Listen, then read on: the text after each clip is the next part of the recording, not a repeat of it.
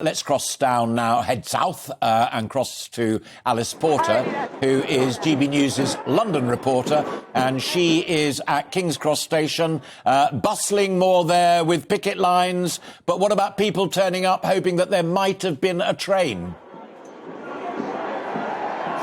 Hello there, Alistair. Yes, well, I have to say, I think it is going to be the autumn of discontent. There are a number of people who've come to get trains only to be sorely disappointed. I mean, I think the only thing is the message has got out and there aren't as many people trying to get trains as I think they were hoping to, but there are no trains going from London to any major cities. And of course, on a Saturday, many people wanting to go out and about, but that is definitely not possible because, as Will was just saying there, we've got all the major train unions which have joined up for the first time ever, and 54,000 members are striking today, so it's causing a huge amount of disruption on the lines. But also alongside that, as though for those of you watching kind of see behind me, we've got lots of different picket lines with all sorts of different unions. We've got the education union here who have come here as well. We've got people from the NHS, people from Insulate Britain. So there's lots of different kind of, I suppose, groups with slightly different interests. When it comes to it, a lot of them are frustrated at this cost of living crisis and are calling on the government, particularly before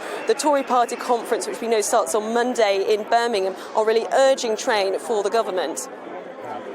The other thing that I'm hearing from a lot of people, I mean, one-to-one personal contacts of mine, who would have been heading for where you are now, maybe they're in Birmingham, Manchester, or even up in Scotland, who are going to be taking part in the London Marathon, and they can't now do that. I mean, the unions, in effect, they're taking their strike action over cost of living and the rest of it, but they are stopping other people raise money for good causes and charities.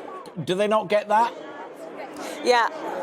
Absolutely. I mean, that's actually a question I actually just put before speaking to you now to Mick Lynch from RMT, and he said this is obviously regrettable with the timing. And I think it's interesting they've chosen not to do the strike tomorrow. And I think people I've interviewed before who've done the London Marathon, I don't think a strike action will stop them getting there because they're just the most wonderfully determined people. But of course, it's an additional challenge that a lot of people don't need when they're trying to raise money for important causes, with many of those charities having suffered over the last few years with the pandemic. The optics on that aspect, I think in particular, is not good for the unions.